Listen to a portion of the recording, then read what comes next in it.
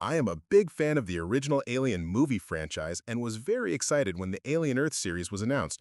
While this might be an unpopular opinion, I mostly enjoyed Season 1. Be warned, there are spoilers. Alien Earth's first episode doesn't waste time with pleasantries.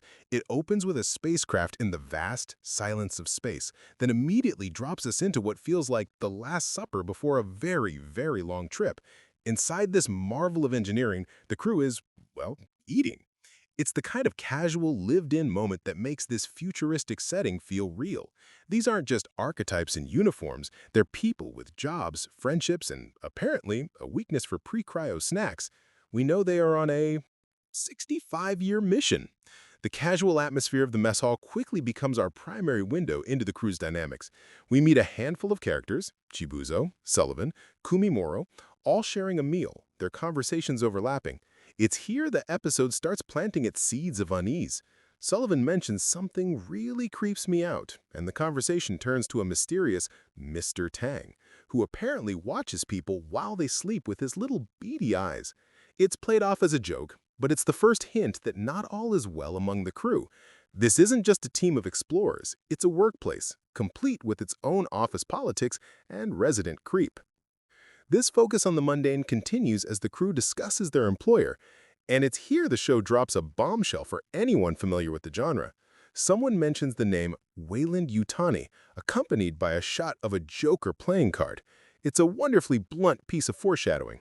Invoking the most infamous evil corporation in sci-fi history is one thing, but pairing it with the ultimate symbol of chaos tells us this mission is probably not about charting nebulae for the good of mankind. The company they actually work for, Prodigy, suddenly seems a lot less benign.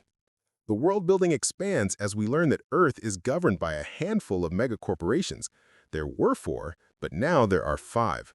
The new player is a company founded by a child prodigy, a boy cavalier who became the youngest CEO in history. Amid the corporate chatter, the practicalities of the mission surface. Mr. Tang, the resident creep, is also the one responsible for the nav computer. Zoya Zaveri asks him if he's done his job. He defensively rattles off the travel time to Earth's orbit in seconds, over 10 million of them, which she impatiently asks him to translate into months. The answer is 4. A 4-month journey in cryosleep. It's a long time to be vulnerable. A long time for things to go wrong. And right on cue, things start to go wrong. The captain says that the comms are down and the log files are corrupted. While one crew member dismisses it as a simple glitch, Kumimoro, displaying the calm authority of command, immediately orders an investigation. But that's not all. The ship is also burning through fuel at an alarming rate. The mission appears to be on the final leg, but 2 critical systems are failing.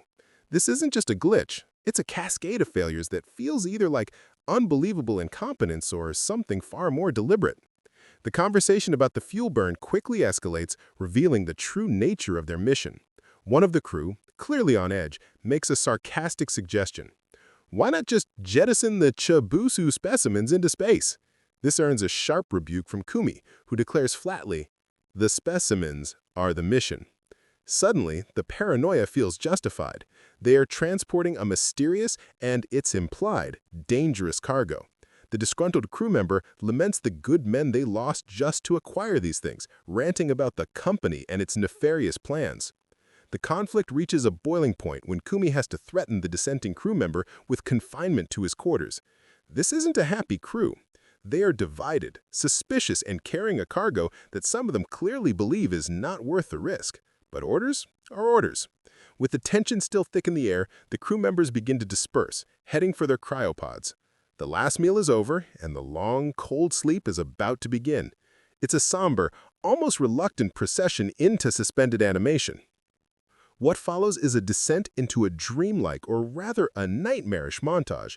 We see the crew, peaceful and helpless in their glass-walled cryopods, but these serene images are intercut with flashes of horror, which appear to be memories of the sacrifice and pain they went through to acquire the specimens.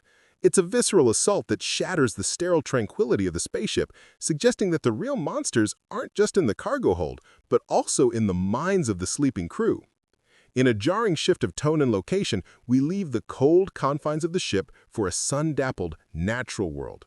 Here, a man named Krish is teaching a young girl, Marcy, a lesson using a scorpion trapped in a glass bowl. Marcy is afraid of it, and Krish uses it as a parable.